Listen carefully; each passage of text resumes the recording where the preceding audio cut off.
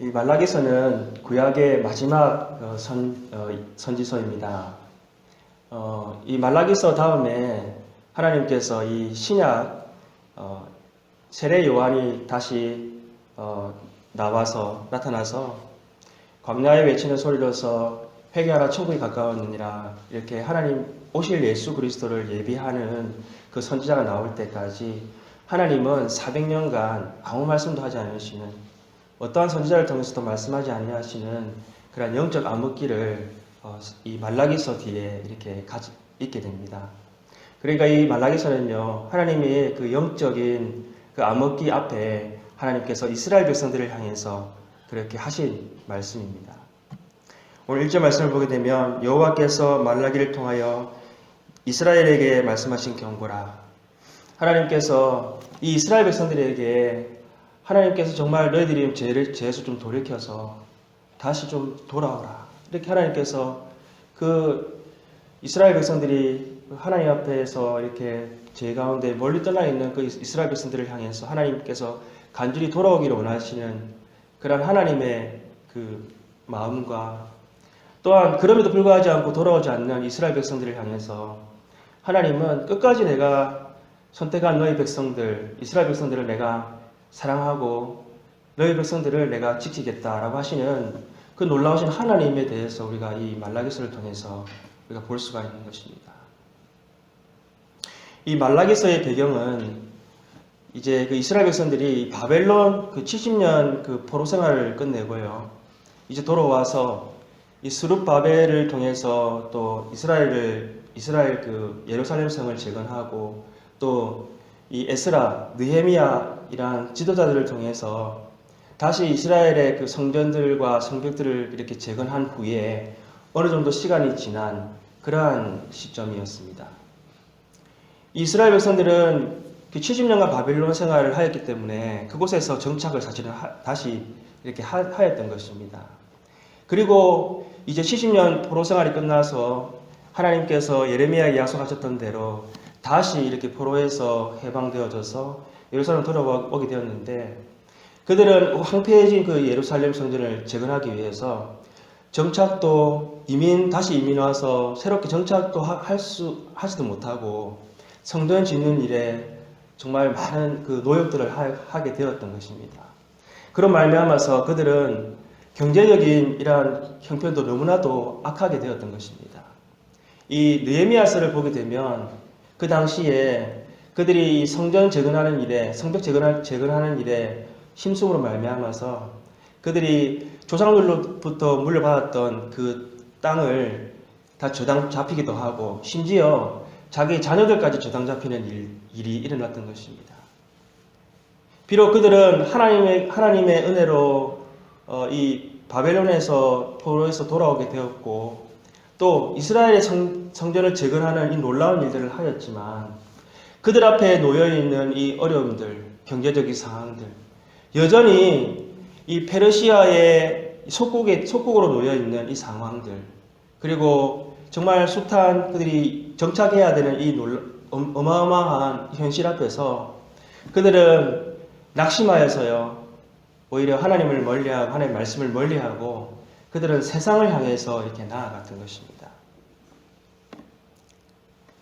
그 말라기서의 말씀을 보게 되면요, 이 제사장들은 이스라엘 백성들의 영적인 그 바른 신앙생활을 인도해야 함에도 불구하고 그들은 오히려 이 이스라엘 백성들이 가져오는 흠 있는 제물들, 또 병든 제물들을 가지고 하나님께 제사를 드렸던 것입니다. 또 이스라엘 백성들은요, 이 하나님 앞에서 11조를 제대로 내지 않고요, 그들은 또 여러 가지 그 세상 사람들이 짓는 가증한 일들을 하였는데요, 그들은 그 젊었을 때 얻은 아내를 이렇게 속이기도 하고, 또한 이 일꾼의 그 품삯을 속이기도 하고, 여러 가지 이 이방인들과 결혼하는 일들을 하였다라고 이 말라기서에 기록하고 있습니다. 여러분, 오늘 그러한 가운데 이 이스라엘 백성들은 하나님께서 비록 그들에게 포로에서 해방되게 하고 그들에게 구원을 허락해 주셨지만 이스라엘 백성들이 지금 하나님 앞에 가진 마음은 어떤 마음이었습니까? 그 마음은 2절에 나와 있는 것처럼요. 여호와께서 이르시되 내가 너희를 사랑하였노라 하나 너희는 이르기를 주께서 어떻게 우리를 사랑하셨나이까 하는도다. 하나님께서 그들에게 허락하신 그 구원, 그 놀라운 하나님의 그들의 인도하심이 있었지만 그들이 이스라엘 백성들이 말하는 것은 무엇입니까?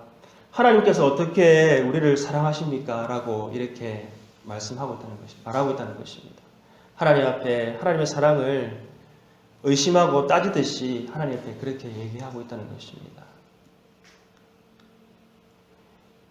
우리는 이스라엘 백성들의 이러한 모습이 우리의 모습과 같지 않나라고 생각을 합니다. 우리는 하나님 앞에 예수 그리스도를 통해서 우리는 구원을 얻었습니다. 그러나 우리는요, 이 현실 앞에 있는 여러 가지 문제들, 또 우리가 닥치는 여러 가지 어려움들, 고난을 우리가 겪게 되면 우리는 하나님 앞에 하나님 정말 나를 사랑하시는 거 맞습니까? 나를 구원하시는 거 맞습니까? 라고 우리는 하나님께 그렇게 되묻게 된다는 것입니다. 얼마나 우리가 그렇게 하나님 앞에 따지고 하나님의 사랑을 의심할 때가 얼마나 우리에게 많이 있었습니까? 이스라엘 백성들이 하나님 앞에 하나님께서 언제 우리를 사랑하셨습니까? 라고 하는 그 질문에 하나님께서 2절에서 이렇게 대답을 하십니다. 나 여호와가 말하노라 에서는 야곱의 형이 아니냐 그러나 내가 야곱을 사랑하였고. 하나님은 이 바로 에서가 아니라 이 택한 야곱을 하나님께서는 사랑하신다라고 이렇게 말씀하고 계신다는 것입니다. 에서는 그 이삭의 장자였습니다. 그런데 이 이삭은요, 그 장자의 그 축복권을 마치 그 팥죽 한 그릇에 그 동생에게 이렇게 야곱에게 팔았습니다. 하나님은 이 이스라엘의 구원사에 있어서 하나님의 백성으로 삼으신 것은 이 에서가 아니라 바로 야곱이었습니다.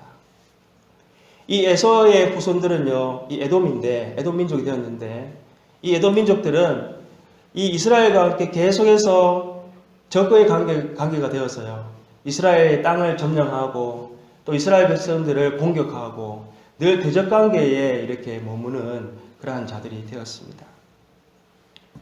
하나님은 이스라엘 백성들에게 나는 내가 선택하지 않은 에서는 미워하지만 그러나 내가 선택한 나의 백성, 이스라엘 백성들은 내가 사랑한다. 끝까지 나는 사랑하겠다라고 오늘 말씀하고 있는 것입니다. 오늘 이 말씀은 이스라엘 백성들 입장에서는요, 그들이 가지고 있는 그들이 고집하는 이 선민 사상에 대해서 가장 확실하게 뒷받침해주는 그런 말씀이 될 수가 있습니다. 즉 이스라엘 백성들은 하나님의 택한 백성이고 나머지 민족들은 다 지푸라기와 같은 그런 민족들이다라고 하는 그들의 생각을 가장 지지해 줄 수 있는 그런 말씀이 될 수 있다는 것입니다. 그러나 우리가 이스라엘 역사를 보게 되면 이스라엘 민족은요, 정말 하나님의 사랑을 받을 만한 그러한 자격이 하나도 없는 자라는 것을 우리가 알 수가 있습니다.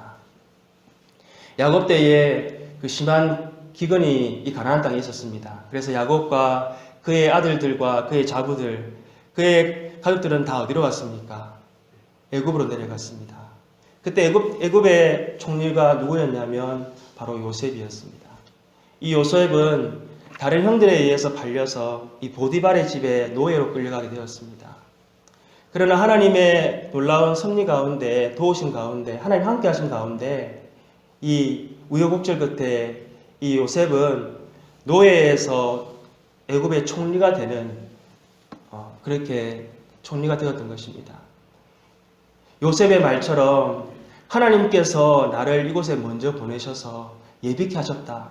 즉 이스라엘을 하나님께서 그곳으로 인도하시기 위해서 먼저 요셉을 보내서 그렇게 하나님께서 인도해 주셨던 것입니다. 야곱의 이 가족들 후손들은요, 너무나도 장성하여 그곳에서 큰 민족을 이루어서요, 바로의 걱정이 되었습니다. 그래서 바로는 어떻게 그 이스라엘 백성들을 억압하기 시작하였고요. 그들을 종으로 삼아서 430년 동안이나 그들을 노예로 이렇게 삼았습니다.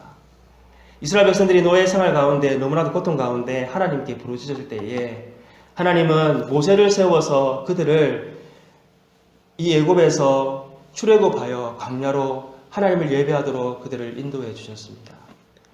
광야로 인도할 때에 하나님은 홍해를 가르시고 하나님은 놀라운 기적을 통해서 그 애굽의 모든 군사들을 다 물속에 이렇게 수장하시면서 이스라엘 백성들을 광야로 인도해 주셨는데 그 40년 광야 생활 동안에 이스라엘 백성들이 한 일은 무엇이었습니까? 그것은 모세를 원망하고 하나님을 원망하고 그들은 불만과 불평 가운데에 하나님을 배반하고 우상을 섬기는 일들을 그들은 하였던 것입니다. 하나님은 그 이스라엘 백성들에게 한 약속을 기억하시고요. 가나안 땅으로 인도해 주셨습니다.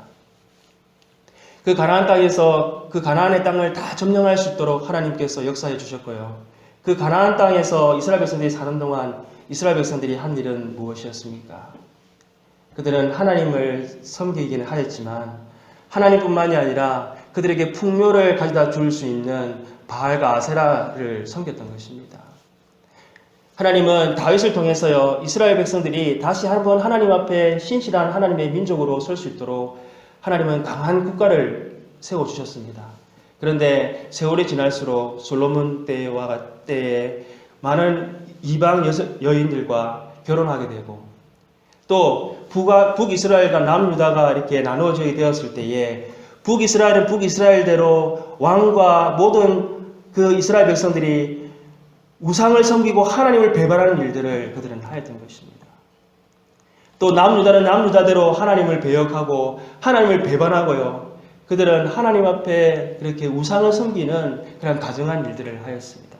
그래서 북이스라엘은 아수르에 의해서 멸망당하고 남유다는 바벨론에 의해서 이렇게 멸망당하였던 것입니다. 그러나 하나님께서 이스라엘 백성들에게 예레미야를 통해서 약속하셨던 것처럼 70년이 지나면 내가 다시 돌아오게 해주겠다. 그 약속의 말씀대로 이스라엘 백성들은 하나님의 그 인도하신 가운데 바사왕 고레스의 마음을 하나님께서 이렇게 갑자기 바꾸셨어요. 이스라엘 백성들을 포로에서 돌아올 수 있도록 그렇게 해주셨던 것입니다. 그런데 포로에서 돌아온 이스라엘 백성들이 한 일은 무엇입니까? 오늘 2절 말씀에 나와 있는 것처럼 하나님께서 어떻게 우리를 사랑하셨습니까? 그들 앞에 닫혀져 있는 이 정말 그 고난과 역경과 그 험난한 그들의 앞에 놓여져 있는 삶의 무게로 말미암아서 그들이 하나님 앞에 한 말은 무엇이었습니까? 하나님께서 어떻게 우리를 사랑하신다고 하실 수 있습니까? 라고 지금 그렇게 말하고 있다는 것입니다. 여러분, 우리가 이스라엘 역사를 통해서 볼 때요, 이스라엘은, 이 야곱은요, 정말 하나님 앞에서 사랑받을 수 있는 그러한 자격이 있는 자가 아니라는 것을 우리가 알 수가 있는 것입니다. 하나님께서 내가 야곱을 사랑한다라고 말씀하시는 것은 이스라엘이 사랑받을 수 있는 자격이 하나도 없지만 그러나 내가 끝까지 내가 선택한 백성은 내가 반드시 사랑하겠다, 내가 지키겠다라고 하나님은 이렇게 말씀하고 계시는 것입니다. 오늘날 우리가 받은 구원도 이와 같습니다. 우리는 쉽게 하나님의 은혜를 잊어버리고 구원을 잊어버리고 우리는 세상을 쫓아서 우리 마음대로 그렇게 살아가기 쉬운 우리들입니다. 그러나 하나님께서 우리를 자녀 삼으신 그 언약은요, 결코 변할 수 없는 것이라는 것을 성경은 우리에게 말씀해 주고 있습니다. 요한복음 1장 12절에 영접하는 자, 곧 그 이름을 믿는 자들에게는 하나님의 자녀가 되는 권세를 주셨으니 라고 그렇게 말씀하고 있습니다. 우리가 영적인 이스라엘이 되고 하나님의 백성이 된 것은 다른 어떤 조건으로 의해서 된 것이 아니라 우리가 오직 하나님의 그 변함 수 없는 그 신실한 언약으로 인해서 우리의 구원이 확정되었다는 것을 성경은 우리에게 말씀해 주고 있는 것입니다. 로마서 1장 16절에 내가 복음을 부끄러워하지 아니하노니 이 복음은 모든 믿는 자에게 구원을 주시는 하나님의 능력이 됨이라. 먼저는 유대인에게요 그리고 헬라인에게로다. 우리가 우리의 구원을 증명할 수 있는 것은 하나도 없다 할지라도요, 우리가 예수 그리스도께서 내 죄를 위해서 죽으셨고 또 내가 하나님의 자녀가 되기 위해 될 수 있도록 예수님께서 다시 살아나셨다고 하는 그 분명한 믿음만 우리에게 분명히 있다면 우리의 믿음은 그것은 사실이라는 것입니다. 그것은 가장 분명한 사실이 된다는 것을 우리는 깨달아야 된다는 것입니다. 오늘 4절에서 5절 말씀을 보게 되면 에돔에 대한 하나님의 심판이 나옵니다. 이 에돔에 대한 심판은요, 여기에서뿐만이 아니라 이사야 그리고 예레미야, 에스겔, 특히 오바댜에 보게 되면 이 에돔 민족에 대한 심판의 말씀들이 기록되어 있습니다. 하나님의 백성은 이스라엘을 공격하고 그렇게 적으로 대하는 에돔에 대해서 하나님께서는 정말 무섭게 심판하시겠다라고 그렇게 말씀을 하고 계시는 것입니다. 그런데 에돔은 이 심판에 대해서 뭐라고 이들은 대답을 하고 있습니까? 4절 말씀을 제가 읽어드리겠습니다. 에돔은 말하기를 우리가 무너뜨림을 당하였으나 황폐된 곳은 다시 쌓으리라 하거니와 나 만군의 여호와는 이르노라 그들은 쌓을지라도 나는 헐리라 사람들이 그들을 일컬어 악한 지역이라 할 것이요 여호와의 영원한 진노를 받은 백성이라 할 것이며 에돔은 하나님의 심판에 대해서 두려워하지도 않고요. 그리고 그 심판이 있어도 우리는 우리의 힘으로 잘 살아갈 수 있다라고 이렇게 얘기를 한다는 것입니다. 오늘날 사람들이 마치 에돔과 같지 않습니까? 오늘날 사람들이 우리 복음을 전하지만 복음을 들으려 하지 않습니다. 하나님의 심판이 있다는 것을 우리가 그들에게 말하지만 그들은 그 심판에 대해서 두려워하지 않는다는 것입니다. 오히려 세상 사람들은 이 세상이 점점 좋아져서 유토피아와 같은 세상을 우리가 만들 수 있고 이 세상은 점점 더 좋은 그러한 낙원과 같은 곳이 될 것이다라고 그런 희망을 가지고 살아가고 있다는 것입니다. 이 스페이스X라고 하는 회사가 얼마 전에 이제 첫 번째 그 우주 달나라 여행을 할 사람이 누구인가 하는 것을 발표를 했습니다. 이제 스페이스X가 회사를 통해서요, 우리는 얼마든지 달나라로 갈 수 있는 그러한 세상이 이제 되었다는 것입니다. 발달되어 가고 있는 기술과 그리고 이 문명으로 말미암아서 사람들은 점점 더 우리가 모든 질병뿐만이 아니라 어려움들을 해결할 수 있고 우리는 점점 더 좋은 세상에 살아갈 수 있을 것이라고 하는 그러한 오만 가운데 사람들은 살아가게 되는 것 같습니다. 그러나 성경은 뭐라고 말씀하십니까? 하나님이 없는 세상 가운데서는 소망이 하나도 없다라고 분명히 우리에게 말씀해 주고 있다는 것입니다. 오히려 하나님 없이 산 그 모든 인생들은요, 반드시 하나님 앞에서 심판을 받게 될 것이다 라고 성경은 우리에게 말씀해 주고 있다는 것입니다. 바닷가에서 혹시 그 모래성을 한번 이렇게 쌓아 보신 적이 있습니까? 저도 아이들과 함께 바닷가에 가면은 모래성을 이렇게 한 번씩 쌓아 봅니다.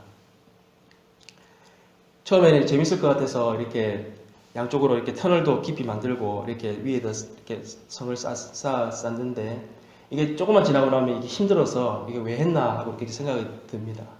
그래서 겨우 이제 터널도 만들고 이렇게 막 쌓았는데 아주 이제 잘 되어서 이렇게 만족하고 딱 이렇게 바라보고 있는데 그게 언제까지 가는 것입니까? 큰 파도가 한번 싹 오면 아무 흔적도 없이 싹 사라지는 것을 보게 됩니다. 우리의 인생이 이 세상에 있는 부와 명예와 권력을 쫓아서 우리는 살아가지만 그것은 우리가 하나님의 심판 앞에 서면 다 사라질 것이라는 것을 이 세상 사람들은 모르고 살아간다는 것입니다. 마치 이 세상에 있는 것이 전부인 양 그것만을 쫓아서 살아가지만 하나님께서 말씀하시는 것은 반드시 심판이 있고 하나님 없이 살아간 모든 죄에 대해서는 하나님께서 무서운 심판을 하시겠다라고 성경은 우리에게 말씀해 주고 있다는 것입니다.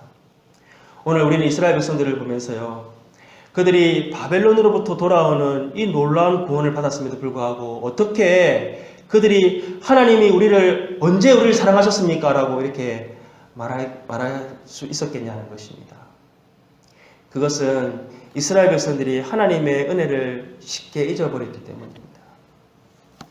우리 인간은 참으로 망각의 존재인 것 같습니다. 우리는 슬픈 일도 쉽게 잊어버리고 또 슬퍼던 일도 쉽게 잊어버리고 또 하나님의 은혜도 우리는 쉽게 잃어버리는 존재입니다. 저희 집에 아이들 싸우는 걸 보면요, 정말 한 번씩 우리 보면 아주 막 대단하게 싸웁니다. 그럼 내가 다시는 야구 얘기 안 해. 하고, 내가 다시는 야구 상관 안 해. 이렇게 막 얘기를 합니다. 그거 보면 심각해요. 근데 몇 시간 지나고 나면 어떻게 됩니까? 싹 다 잊어버리고 그냥 또 막 전처럼 막 이렇게 즐겁게 노는 것을 보게 된다는 것이 볼 수가 있습니다. 오늘 우리도 이 예배 자리를 나가게 되면 어쩌면 우리에게 또 다른 근심과 걱정이 생기게 되면 우리는 이렇게 말하게 될지도 모르겠습니다. 하나님, 언제 하나님 나를 사랑하셨습니까? 하나님께서 나에게 허락하신 구원이 그것이 맞습니까? 우리는 그렇게 또 하나님 앞에 따지듯이 우리가 얘기하게 될지도 모른다는 것입니다. 우리가 어떻게 하나님의 은혜를 잊지 않을 수가 있겠습니까? 그것은 오늘 하나님께서 말씀하시는 것처럼 내가 너를 사랑한다. 내가 야곱을 사랑한다. 네가 어떠하든지 내가 너를 사랑한다라고 하시는 하나님의 음성을 우리가 들을 때에 우리는 하나님의 은혜를 잊지 않게 된다는 것입니다. 우리가 하나님의 말씀, 이 영원하시고 일점 변함이 없는 이 하나님의 말씀을 우리에게 주신 것은요, 하나님의 러브레터로 우리에게 주신 것입니다. 내가 너를 얼마나 사랑한지 아니? 하고 우리에게 하나님께서 창세기부터 요한계시록까지 우리에게 일일이 기록해 주신 것입니다. 우리가 이 말씀을 읽을 때에 성령께서, 우리 안에 계신 성령께서 하나님의 음성을 기억나게 하시고 하나님의 사랑을 기억나게 하셔서 우리가 흔들리지 않도록 하나님께서 지켜주신다는 것입니다. 하나님께서 출애굽을 한 이스라엘 백성들에게 길갈에 12돌을 세워서 기념하라라고 말씀하셨습니다. 이스라엘 12지파를 상징하는 12돌을 세우라고 하신 이유는 그 이스라엘 후손들이 그 길갈에 있는 12돌을 보고 하나님께서 우리를 이렇게 출애굽시켜 주셨구나. 하나님이 우리를 이렇게 구원해 주셨구나 하는 것을 기억하게 하시기 위함이었습니다. 신명기 6장에 보게 되면 하나님께서는 아이들에게 말씀을 가르쳐 지키게 하되 그들이 누워있을 때에든지 일어날 때에든지 집안에 있을 때에든지 나갈 때에든지 그 말씀을 가르쳐 지키게 하라라고 말씀하셨습니다. 너희의 후손들이 하나님의 은혜를 잊지 않도록 그것을 매일 가르치고 그것을 읽게 하고 그것을 지키게 해라라고 우리에게 말씀하셨던 것입니다. 우리가 날마다 하나님의 말씀 가운데 하나님의 사랑을 기억하고 하나님의 언약을 기억할 수 있는 우리들 되기를 소망합니다. 또한 두 번째로는요, 우리가 능동적으로 하나님께서 우리를 부르신 그 사명을 따라 우리가 살아갈 때에 우리는 하나님의 은혜를 기억할 뿐만이 아니라 그 은혜를 우리가 누리며 살아갈 수 있게 된다는 것입니다. 오늘 말라기서 1장 11절 말씀을 우리 한번 성경 한번 펼치셔서 찾으시면 좋겠습니다.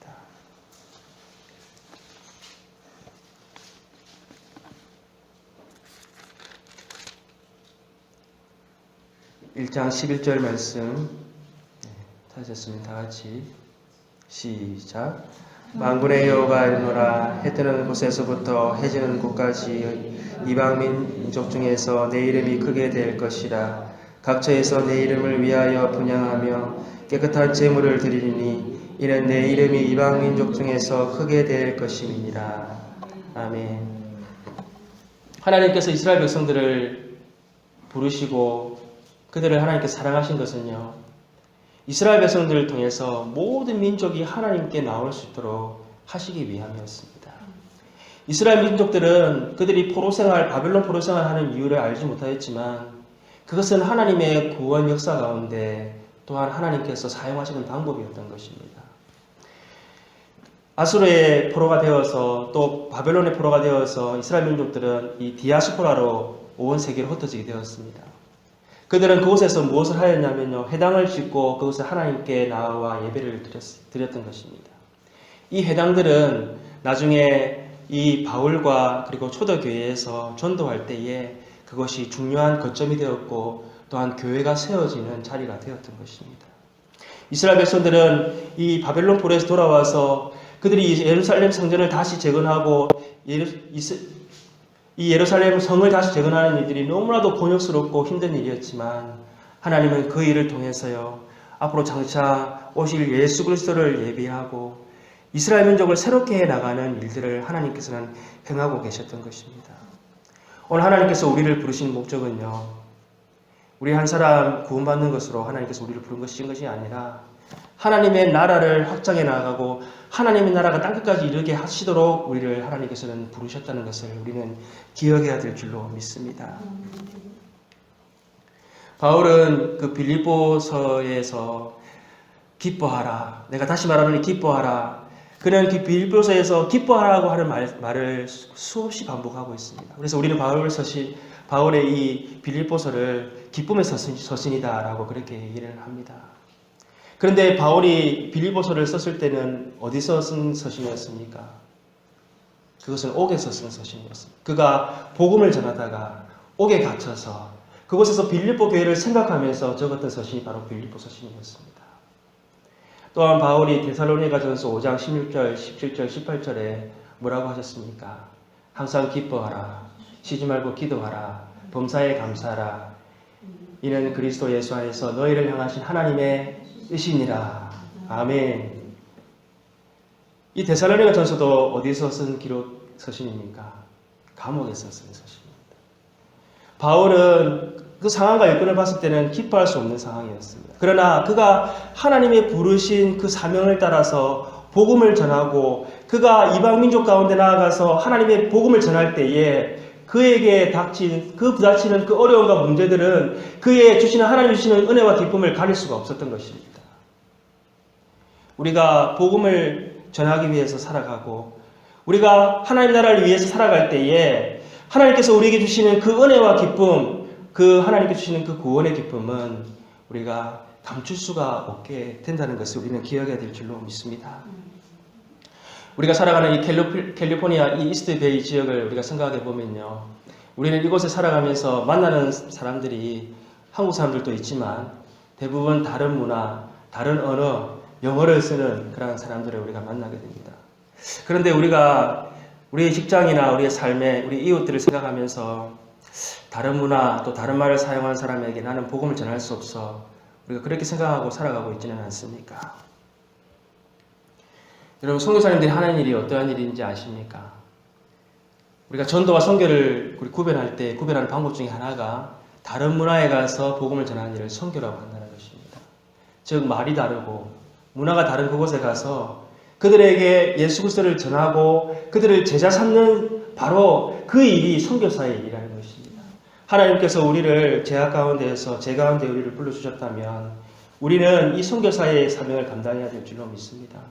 하나님, 말이 다르고 문화가 다르지만 하나님, 내가 저에게 복음을 전하고 저가 예수 그리스도를 알 수 있도록 저를 통해서 하나님 나라가 확장될 수 있도록 하나님 나를 사용해 주세요 라고 우리는 그렇게 기도해야 될 줄로 믿습니다. 우리의 환경과 여건이 아무리 힘들고 어렵다 할지라도 우리는 그곳에 주저앉아 낙심하여서 세상을 향해 나아갈 것이 아니라 하나님께서 야곱을 사랑하신다라고 말씀하셨던 그 말씀이 영적 이스라엘, 영적 하나님 자녀가 된 우리에게 하시는 말씀인 줄 기억하고 우리에게 맡긴 사명을 우리가 어떠한 환경과 여건을 떠나서 그것을 하나님 내가 감당하겠습니다라고 우리 고백하는 우리들에게 하나님 놀라운 은혜와 사랑이 하나님의 은혜가 넘쳐나서 그것을 베풀고 나누고 증거하는 우리들 될 줄로 믿습니다. 함께 기도하겠습니다. 사랑의 아버지 하나님, 감사합니다. 우리에게 허락하신 그 구원은 결코 사라질 수 없는 것임을 우리가 이 밤에 깨닫게 하시니 감사합니다. 하나님, 영원히 변함없는 언약의 말씀 위에 우리의 구원을 세워주셨사오니 하나님, 그 은혜 날마다 기억할 수 있도록 도와주시옵소서. 하나님, 우리가 때로 하나님 구원의 은혜를 잊어버리고 좌절하고 낭망하며 세상을 향해 나아갈 때가 얼마나 많이 있었습니까? 아버지의 마음을 얼마나 우리가 아프게 해드리고 우리 안에 계신 성령님을 얼마나 탄식하게 우리가 만들었습니까? 하나님, 용서하여 주시옵소서. 날마다 하나님의 말씀 가운데 우리를 살아가신다는 주님의 음성을 듣게 하여 주옵시고 이제 우리의 삶의 자리가 하나님의 나라를 이루어가는 삶의 자리가 되게 하셔서 하나님 주시는 은혜와 기쁨, 그 충만함으로 우리가 나누고 증거하는 우리들의 삶이 될 수 있도록 역사하여 주시옵소서. 모든 것 감사하고 우리 주 예수님 이름으로 기도합니다. 아멘.